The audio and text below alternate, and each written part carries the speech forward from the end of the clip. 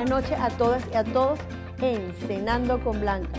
Esta noche tendremos a una mujer maravillosa, mágica, defensora de los derechos de los pueblos indígenas.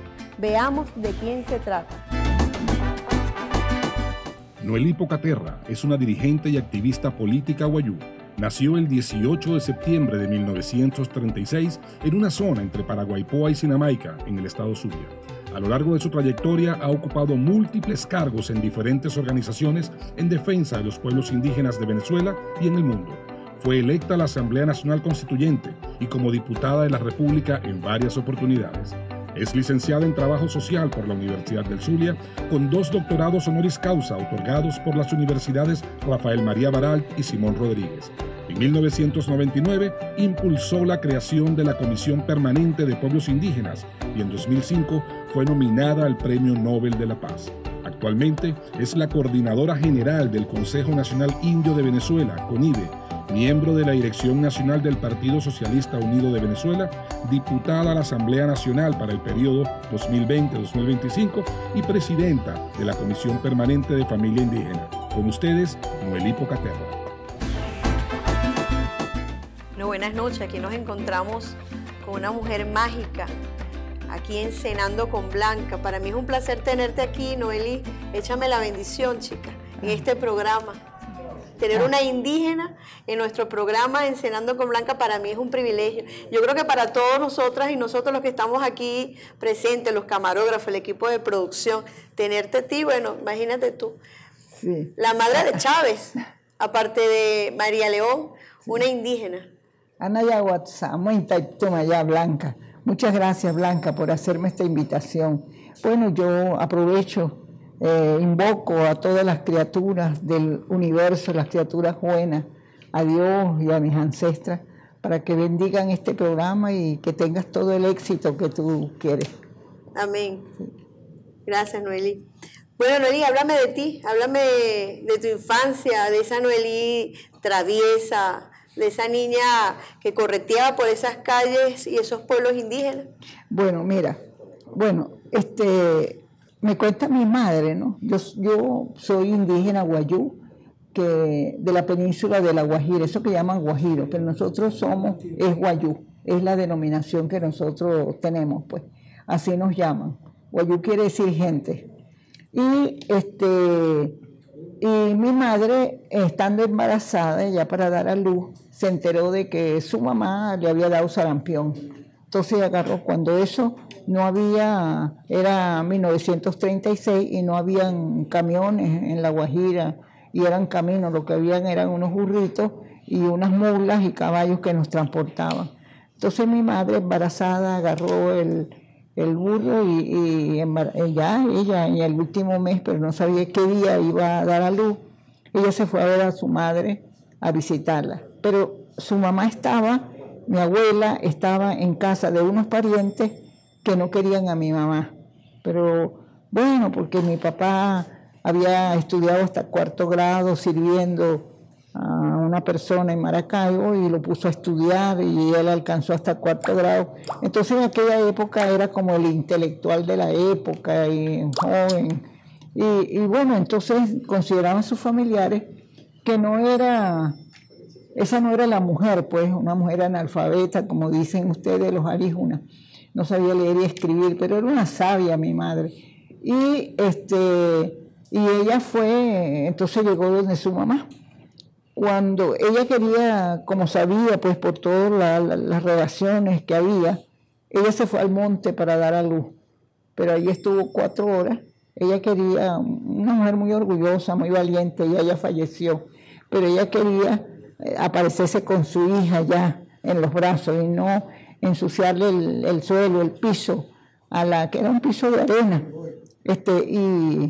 Y no pudo, no aguantó. Cuando ella sintió que se podía morir y la niña también que ella llevaba, entonces ella se fue donde su madre y le dijo, mira, tengo dolores de parto, mamá. Y llamó a una amiga, la mamá, que está acostada con su enfermedad y le dijo, bueno, porque no teníamos camas, no usábamos nada de eso. Entonces agarraron un trapito, lo pusieron y bueno, ponte aquí, no sé qué. Y después de todo ese trabajo de parto, yo nací y la mujer, mi madre está ya casi desfallecida porque había sufrido mucho con el trabajo de parto. Entonces ella dijo que la señora que me recibe dijo, ay, porque nosotros somos una sociedad matrilineal. ¿Qué quiere decir eso? A la mujer se le da una gran importancia. ¿Ves? Nosotras, de acuerdo con nuestra cosmovisión, la primera que asomó la cabeza fueron las mujeres. Y entonces por eso a la mujer se le respeta. Es un delito en mi pueblo maltratar, ofender, pegarle a la mujer, insultarlo. Eso ha desatado hasta guerras en mi pueblo. Entonces, ella dijo, la señora que está atendiendo a mi madre dijo, oye, qué lástima, es una niña, pero qué lástima, nació muerta.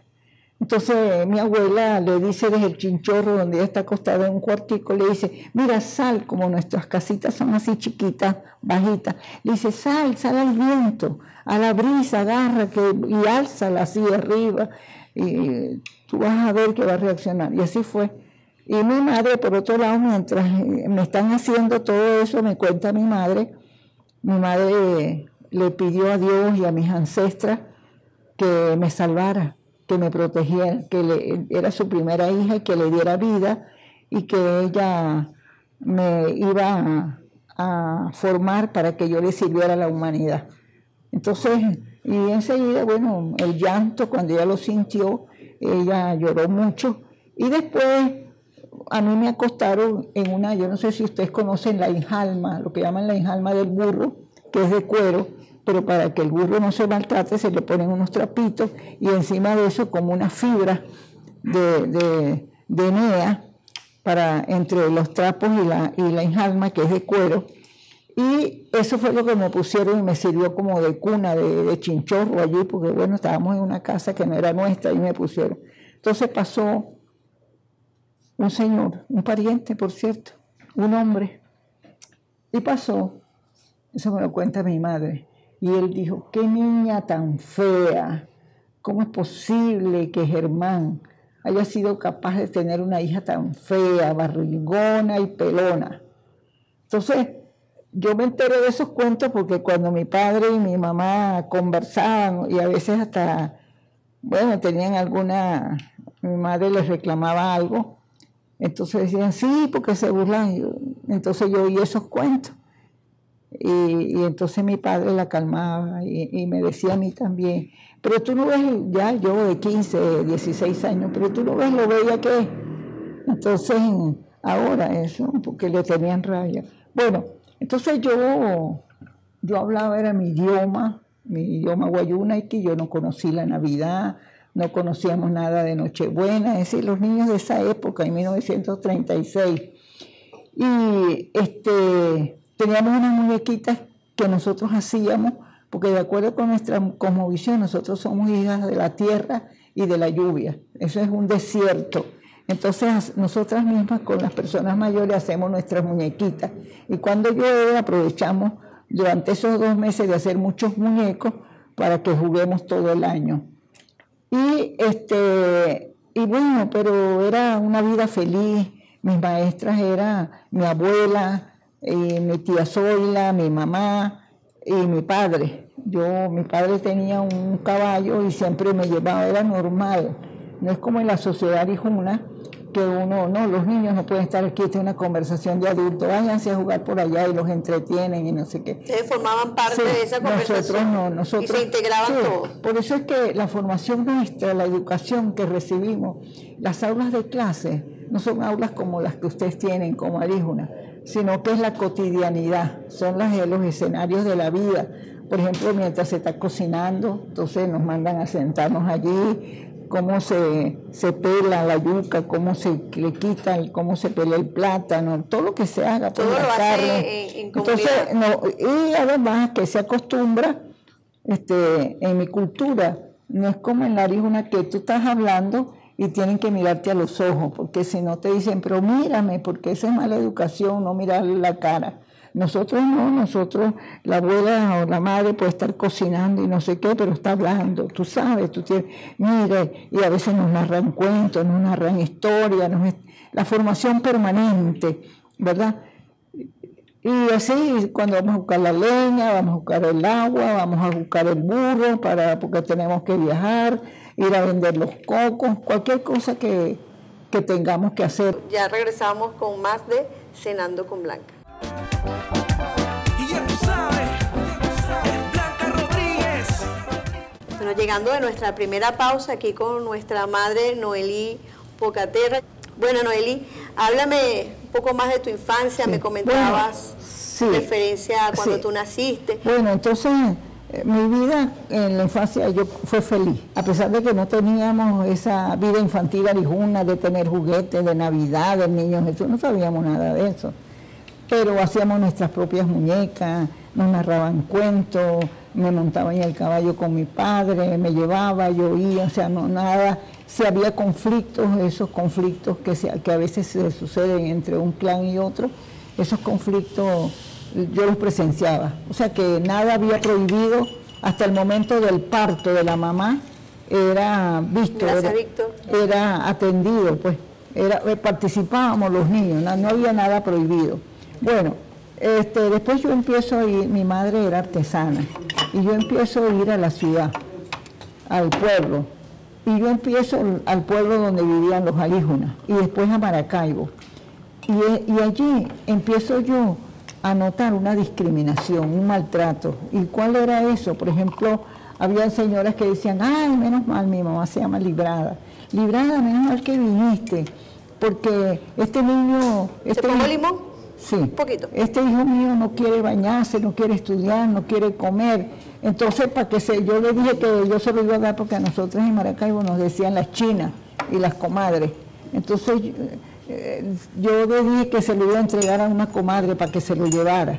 En resumen, eso era una y otra vez, éramos como el coco.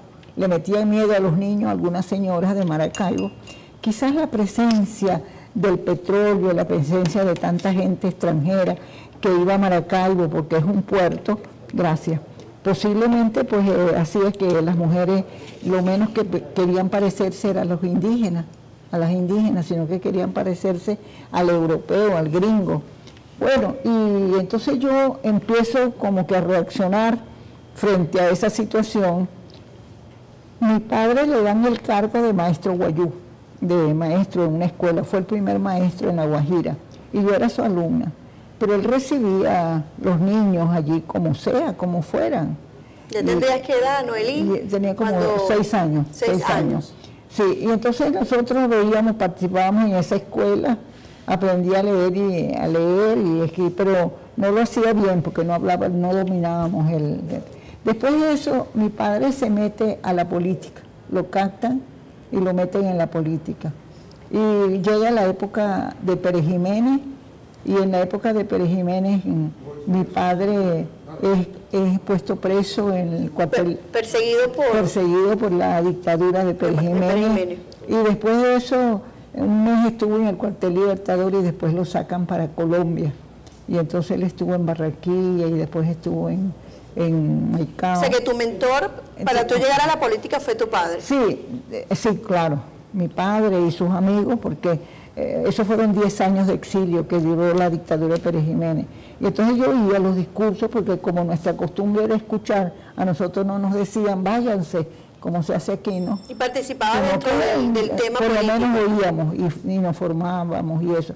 Entonces eso hizo hacer, y el maltrato que yo recibía. Me fue difícil conseguir una beca, porque mi madre le dijo a una amiga arijuna, le dijo, ay, yo quiero formar y educar a mi hijita, que es mi primera hija, y entonces yo quiero formarla en un buen colegio. Y la amiga le dijo, yo te voy a mandar para un colegio de monjas, que es muy bueno. Y la monja atendió a mi madre, y entonces la monja le dijo, mire, pero esta niña es legítima. Y mi madre le dijo, ¿cómo no? Esa es hija mía. Yo la llevé aquí 9 meses, es hija mía, es legítima mía, no es de más nadie, sino mía. Ella no sabía qué era eso de hija legítima. Entonces la monja se reía, se sonreía y le dijo, mira, lo que quiero decir es si a usted, ¿quién la casó? ¿Un cura? No, a mí no me casó ningún cura. Fue una decisión mía con el hombre, pero había un cura allí, un señor, un jefe civil que llamaba. Entonces, todo eso me iba creando reacciones. Y la monja le dijo, bueno, no se puede inscribir, no puedo tener la niña aquí, porque no es hija legítima. Tan y fuerte. entonces mi madre se puso a llorar y yo de verla, como somos los niños, de verla llorar, pues yo lloraba también. Tuve que trabajar en casa de familia para poder estudiar, para terminar mi escuela básica, mi educación básica, pero no se veía como que era un trabajo en casa de familia. Y yo dormía en una maquita en la cocina, no era que me daban un cuarto especial como se hace hoy en día para el servicio, no.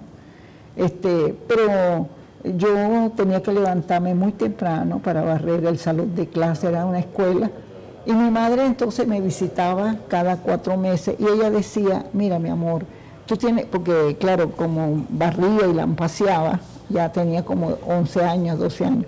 Entonces yo le mostraba que me salían callos y mi madre lo que hacía es que me besaba y me decía, mi amor, pero tú tienes que agradecerle mucho a esta señora, porque esta señora te da educación, esta señora te da alojamiento, esta señora te da alimentación, te da mucho cariño, así que, y tú no aceptes ningún pago. Cuando ella te dé algo de dinero, tú no lo aceptes, porque tú tienes que agradecerle siempre. Entonces, esa era parte de la formación, el agradecimiento. Uno de los principios de mi pueblo es la gratitud, es el agradecimiento. Bueno, después de eso, yo ya creciendo y todo eso, yo decido, quiero estudiar, termino mi bachillerato y yo quiero estudiar Derecho. Y la idea mía de estudiar Derecho era porque yo quería hacer justicia.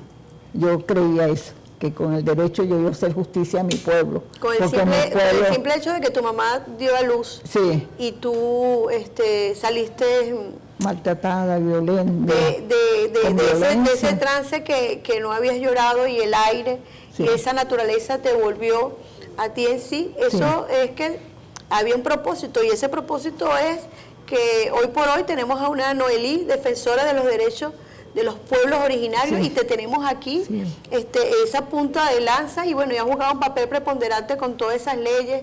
Y es lo que me ha dado fortaleza. Y después con el comandante Chávez, esa conexión con el presidente.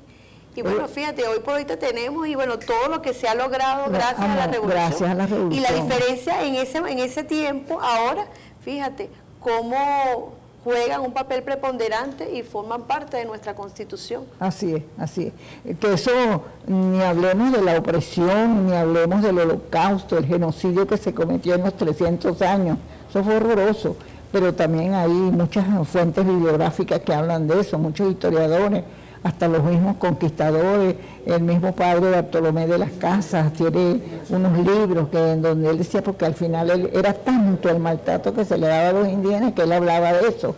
Por eso me parece muy bueno que ahora el presidente Nicolás Maduro haya designado que la comisión esta de la verdad histórica que preside el ministro Villegas, ¿verdad? Y ya yo asistí a la primera reunión. Es muy interesante porque ves que se está haciendo justicia, y solo eso, porque uno vio, después de lo que pasó en la colonia, pero viene la república, y en las repúblicas también nos discriminaban, nuestros derechos no aparecían en las constituciones, en todas, hasta 1961, la última constitución, no aparecía, no ser, al contrario, eran constituciones racistas, discriminadoras, maltratadoras, y ahí nos decían, hay que civilizar a los indios, hay que contratar. La de 1909 decía, había que contratar a los misioneros, para que los misioneros, había una ley de misiones, nos consideraban menores de edad, horrible. Oye, pero cuando llegó Chávez, llegó la esperanza, llegó el amanecer, y entonces allí, bueno, cómo no ser bolivariano, cómo no ser chavista, es un compromiso pues que hay por lo que nosotros vimos, ¿verdad? Es una historia muy larga de contar lo que nosotros hicimos con Hugo Chávez, los pueblos indígenas. Él hizo justicia con nosotros. Yo creo que lo que él hizo era su sed. Un hombre como ese, tan humanista, era un ser especial, sin duda alguna. Yo sé que él está aquí ahorita con nosotros. Y su sed de hacer justicia hizo que, fíjate que yo en la asamblea, yo fui constituyente en el 99, y fui diputada, llegué a ser vicepresidenta en la asamblea, segunda vicepresidenta durante 3 años. Pero ese era Chávez. Chávez era para hacer justicia. era para que era para hacer justicia con los pueblos indígenas. Entonces, bueno, la idea que estaba ahí era yo, y por eso ahorita vamos a una segunda pausa y ya regresamos con más de Noely y esa hermosa historia de los pueblos indígenas. Ya regresamos. Y ya tú sabes, es Blanca Rodríguez. Regresando de la segunda pausa con Cenando con Blanca, con más de Noely Pocaterra. Noely, 85 años. Sí, señor. Cumplido. Naciste en el 36. Mes de julio, ¿no? De septiembre. De septiembre.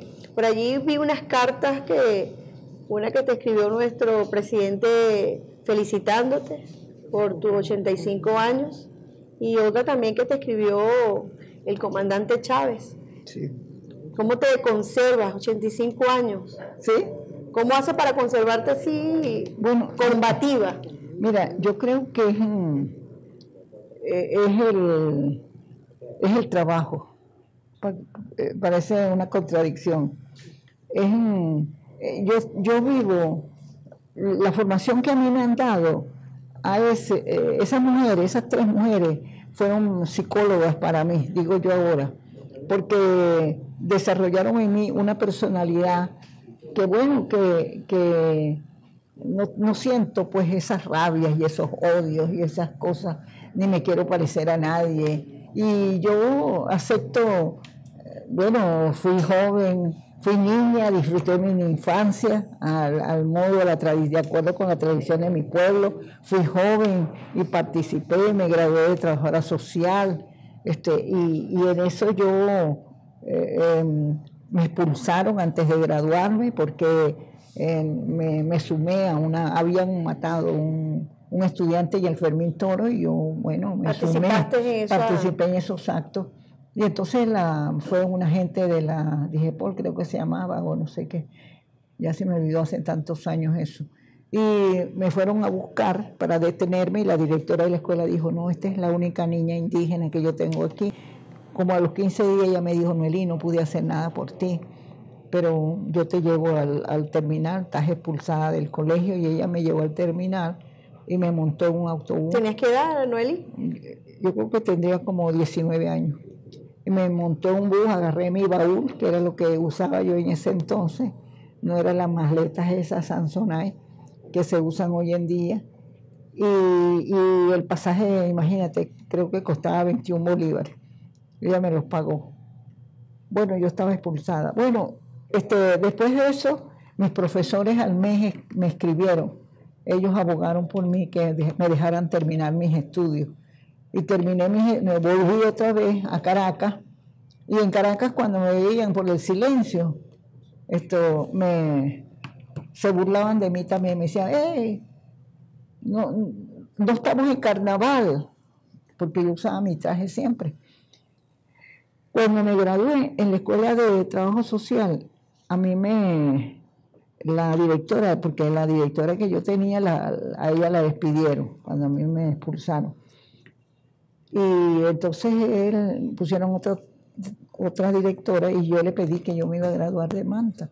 Y me dijo, no, eso no nos gusta, tú tienes que graduarte como se gradúan todas. Y le dije, no acepto eso, me graduaré por secretaría entonces. Y bueno, intervino otra gente, Miguel Acosta Sáenz estuvo en mi grado, porque nos reuníamos todos los viernes. Es un famoso antropólogo, muchos antropólogos lo conocen a él, profesor en la Universidad Central. Y bueno, y entonces al fin me dejaron graduarme de trabajadora social. No conseguí empleo, yo me gradué en el año 56.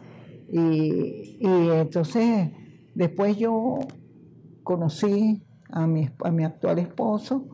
Yo tengo 3 hijos. ¿No es indígena tu esposo? No es indígena, él fue magistrado en el Tribunal Supremo de Justicia, allí también por Chávez. ¿Cómo se enamoró ese hombre de esa hermosa indígena? Mira, porque de esa mujer combativa. Yo estaba en un acto del MIR, el movimiento de izquierda revolucionaria. Yo era una de las secretarias, y entonces me vio allí. ¿Qué te dijo? ¿Qué palabras bonitas te dio? ¿Cómo te enamoró? Bueno, no, me dijo que estaba como en una tribuna y yo tenía que bajar, salió corriendo, me dio la mano Y entonces me dijo, yo te llevo a la casa, y después conversó, y después me visitaba, y así empezó esa relación, ¿no? Bueno, él era un estudiante cuando eso también, y él se graduó de abogado. ¿Qué edad tenían los dos? Mira, él tiene la misma edad que la mía, y él se graduó, y él, entonces ahí conocí a Piñate, por cierto, me lo recordó en una reunión que tuvimos aquí. Mucha gente, pues, que eran del MIR en ese entonces, o sea que empecé a incursionar la política. ¿Se casaron por la cultura indígena? No, no propiamente, aunque nos casamos en una comunidad indígena, pero fue un jefe civil, no nos casó un cura tampoco. Entonces, fue un amigo y nos casamos allí. Bueno, él está en la casa ahora solo. Se han pasado ya, imagínate, como 62 años ya. ¿Cómo combinas esa vida familiar con la política? ¿Cómo haces para dedicarle a tu esposo, a tus hijos y ahora a tus nietos? Mira, no ha sido fácil, pero por fortuna yo creo que mi madre intervenía mucho con su autoridad y era muy respetada, ¿no? Aún por mi marido, porque ella le decía a mi hermano, porque ellos vivían en el monte, y entonces mi hermano exigía, el único varón, mi hermana, la otra es médico, y entonces él exigía que yo debía ocuparme más de mi mamá. Entonces mi mamá decía, no, déjenla que yo sé que ella está ocupándose de las comunidades, ella está atendiendo a la gente, así que no me la mortifiquen, además eso es una promesa que yo hice y déjenmela. Y entonces no me la perturbe. Entonces yo me sentía como apoyada por ella. Y luego mi esposo era político, era del MIR, un hombre de izquierda. Mi padre, después, él se sale de Acción Democrática, que lo había conquistado, y se va para el MEP. Y entonces también era un hombre revolucionario en ese entonces. Entonces, bueno, yo encontré pues ese apoyo y ellos me ayudaban en muchas actividades. Y así... bueno, fui avanzando y ¿cómo conocí yo a Chávez? ¿Cómo conocí a Chávez? Mira, nosotros no queríamos a los militares, los indígenas en general. ¿No creían en ellos? No, sí, no los queríamos ni creíamos en ellos, porque ellos, como vivíamos en la frontera, nos hacían mucho daño. Chávez cambió totalmente esa visión. Entonces Chávez... esa actitud de vivir en la frontera, esos maltratos que a veces una mujer indígena con el plátano lo tostaba, lo molía para llevárselo en un saquito para hacer alimento, porque vivía en comunidades a 10 horas de la ciudad. Entonces los guardias lo tiraban en el suelo con la arena, y después cómo se recogía eso. Difícil. Y todo eso no nos gustaba. Pero entonces había unos indígenas del estado Apure, cuivas, que no hablaban bien el castellano, y hablaban, nos reuníamos, porque entonces nos dábamos cuenta que nosotros, con los problemas que habían, nosotros viajábamos 1 o 2 veces al año a Caracas, a hablar con los presidentes, a hablar con un ministro, y para denunciar los problemas. Pero no nos oían, y entonces ellos, era tan difícil porque nos decían, ¿pero usted viene a nombre de quién? No teníamos registrado organizaciones, porque nuestros clanes no pueden ser organizados, no pueden ser registrados, y no pueden tener estatuto, eso no puede ser, somos sociedades orales y la palabra es muy importante. Entonces nosotros lo que hicimos fue que empezamos a tener contacto con organizaciones indígenas, con otros líderes indígenas del mundo. Empezamos a tener noticias, y en el mismo Venezuela, porque antes yo creía que los únicos indígenas que había eran los guayú. Después nos damos cuenta que en el Zulia habían 5 pueblos indígenas, que en Venezuela hay 44 y a organizarse entre sí. Y entonces, bueno, así fue, pues. Bueno, vamos a una tercera pausa con más de Cenando con Blanca desde aquí, desde el Café El Compa. ¿Te gustó el té? Sí, me encanta. ¿Rico? Sí, sabroso. Bueno, y ahorita vamos a cenar después. Después de aquí viene la cena, una sorpresa que te tenemos. Bueno. Blanca Rodríguez. Apostando por Venezuela, llevando mucha... Bueno, ya regresando ya de la pausa, en Cenando con Blanca, con más de Noelí Pocaterra. Noelí, háblame una virtud de Noelí. Mira, es la humildad, creo yo, es lo que me han dicho. Y eso a veces se confunde y creen que uno es tonto, ¿no? Simplemente que fue parte de la vida que he tenido y entonces no puedo ostentar otra cosa porque no la he conocido. Entonces soy muy desprendida de lo material y eso es parte de, yo creo que es mi gran virtud, la humildad. Háblame de los sueños.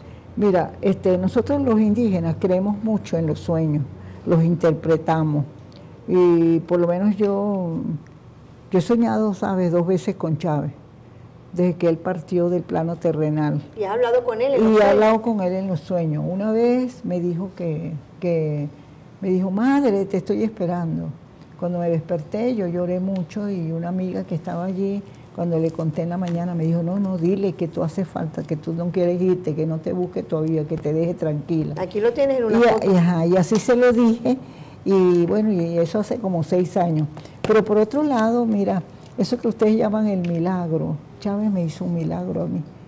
Yo le tengo un altarcito en mi casa y yo a veces tomo café con él. ¿Te lo pediste y te lo consiguió? Y me lo concedió. Entonces lo que ¿Lo yo puedes compartir con nosotros en el programa? No, es una cosa muy largo de narrar. Disponemos de poco tiempo, pero le pedí eso, me está pasando esto y lloré. Y me dijo, no te preocupes, yo te voy a ayudar. Y en el sueño yo vi que sí, que él se apareció y me decía, y yo vi la persona, lo que pasa es que no le vi el rostro, era un hombre que me hizo mucho daño, pero no se veía en el sueño el rostro, pero yo me lo imagino quién puede ser. Y Chávez me decía, no te preocupes que yo te voy a ayudar. Y efectivamente me ayudó, se realizó lo que yo quería. Eso fue, nadie lo supo, sino solo mi familia que le conté. Eso es un milagro que me hizo Chávez. Y yo procuro, pues, de vez en cuando sentarme con él, tomar agua. ¿Y le pides al comandante? Y le pido al comandante. Le pido, tengo tiempo, tengo como 2 años. Todo esto de la pandemia no he soñado con él, pero le he dicho, lo he llamado. Y lo viste clarito, sí, como claro, y hablando conmigo, y vestido como era él. Sí, yo tuve muy buenas experiencias con el presidente Chávez. Él me llevó a los viajes, él me llamaba. Él me sentaba al lado de él. ¿Te pedía la bendición? Mira, me pedía la bendición. Te veía como una madre. Me acostó en su camita. Qué hermoso. Sí, como un hijo me dijo, bello. Mira, aquí está mi sábana y mi cobija, ¿con cuál te quieres arropar? Eso fue un viaje que hicimos a Bolivia. Qué bello, qué hermoso. Y entonces me dijo, acuéstate. Y a mí me daba una pena y entonces me dijo, acuéstate. Y me dio un beso aquí como un hijo, como un verdadero hijo. Y se sentó allí y me dijo, no te preocupes, duerme tranquila, que yo voy a estar aquí velando tus sueños. Oye, bueno, Chávez hizo tantas cosas, ¿no?, por nosotros, pero también yo, sabes que presidente Nicolás fue constituyente, y en el momento más difícil, porque los derechos de los indígenas no fue fácil, allí esta gente nuestra se opuso a la demarcación de los territorios, y entonces de pronto, allí Nicolás dijo, el presidente Nicolás, siendo constituyente, él dijo, yo voy a votar por los derechos de los indígenas, en el momento que dijeron. Y a él, una persona que no voy a nombrar, le dijo, si haces eso, te pasamos al tribunal disciplinario, vota por la propuesta contraria, que es la que queremos que prospere aquí. Y Nicolás dijo, el presidente Nicolás dijo, yo estoy restiado con los indígenas y voto por la propuesta de los indígenas. Si ustedes quieren, pásenme al tribunal disciplinario. Entonces, hoy en día, pues nosotros estamos restiados con el presidente Nicolás. Chávez no se equivocó cuando nos dijo a todos nosotros, voten por Nicolás. Sí, no, yo amo a ese presidente. Lo amamos. Y estamos muy agradecidos los pueblos indígenas. Y bueno, entonces... a Nicolás y a Cilia, porque los Cilia, dos son un equipo. Sí, señor. Y Cilia fue presidenta en la asamblea, fue una compañera de trabajo, gracias. Y entonces nosotros, pues, con esa pareja, yo siempre pido por ellos. Y los quiero mucho, pero sobre todo, y no los veo mucho tampoco, pero es un agradecimiento porque impulsaron los derechos de los pueblos indígenas, igual que la primera combatiente. y siempre le digo, cuide el presidente. Ambos han jugado un papel preponderante muy importante en el proceso revolucionario, muy y le importante, está dando la sí. continuidad, y bueno, defendiendo al comandante Chávez, su legado, defendiéndonos a todos nosotros, defendiendo Sí. a los pueblos indígenas. Todo el sacrificio que está haciendo, ¿verdad? Así es. Esa pobrecito, ¿no? Yo a veces sufro. Y le ha tocado duro a nuestro presidente. Sí, sí, muy duro, muy duro. Pero fíjate que... Bueno, échale la bendición desde aquí, desde Cenando sí, con Blanca. Él inclusive ha sido una persona también, es el hombre que busca el diálogo, ¿ves? Que eso debemos aprenderlo de él, que llama, que le da Llama a la oportunidad, llama a la paz. Bueno, entonces es el conductor de la paz, el conductor de victoria. Entonces yo siempre estoy invocando a nuestras ancestras para que lo protejan, él lo sabe. Yo espero que el presidente Nicolás y mi querida combatiente, mi querida hermana, vea este programa, y desde aquí todo mi corazón, todo mi sentimiento y todo el éxito en y vamos a triunfar. Claro que sí, vamos a vencer. Bueno, por ahí me dijeron una cómplice que te gustaba comer pollito sí. a la plancha, que Sí. tienes una dieta Sí. que te la cambian siempre, y bueno, Sí, yo me cuido. queremos cuidarte, bueno, preparamos esto. Gracias. Bueno, y gracias aquí a la Fundación Darío Viva, a los compas que nos están apoyando aquí en Cenando con Blanca con esta rica comida. Bueno, ya creo que finalizando ya el programa, darle un mensaje a nuestro pueblo venezolano, darle un mensaje a nuestra gente. Ahorita, bueno, vamos a conquistar Barinas. Sí. Vamos a conquistar Barinas, y bueno, eso es un punto de honor para nosotras y nosotros. Sí. Esa linda Barinas. Sí, sí, estamos, compatriotas, hermanas y hermanos, estamos viviendo momentos muy difíciles, ¿verdad? Por un lado la pandemia, por otro lado este bloqueo, este asedio. Quieren matar a nuestro presidente, a nuestro líder, y a otros, a Diosdado y a otros, ¿no? Entonces tenemos que entender esa realidad, esa situación que hay. Fíjense lo que está pasando en Barinas. No podemos, tenemos que luchar todos. Yo quisiera irme para Barinas, hacer campaña allá, porque Barinas no la podemos perder, porque Barinas es la cuna de ese gran líder, del jefe supremo. Eso no podemos ceder. Entonces yo siento, tengo el presentimiento de que vamos a ganar allí, y entonces voy a seguir. Tenemos que orar todos, pero hay que trabajar también. Y le pido desde aquí a los barineses que hagan justicia, háganlo por Chávez. Chávez no merece que perdamos y que le entreguemos a la derecha a Barinas. Yo les pido a todos los barineses que voten por Arriaza. No es el momento, bueno, estamos en campaña, pero hay que votar por Arriaza, ese hijo de Chávez.